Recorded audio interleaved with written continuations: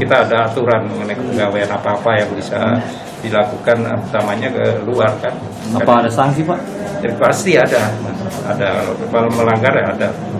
Hanya itu ya mungkin nanti Derker ini umum yang memindangi ya. Soalnya videonya sudah viral itu Pak dari semalam. Iya, saya juga baru tahu sih. Iya, baru tahu nih kalau ada itu. Iya, karena kan mungkin karena saya kan selama ini ya tidak operasional, jadi kurang betul ya gitu. Kalau saya sih dari sisi kalau kepatuhan ya memang harus ditindak itu. Karena itu tidak patuh itu berarti dengan ketentuan yang ada di kita. Iya.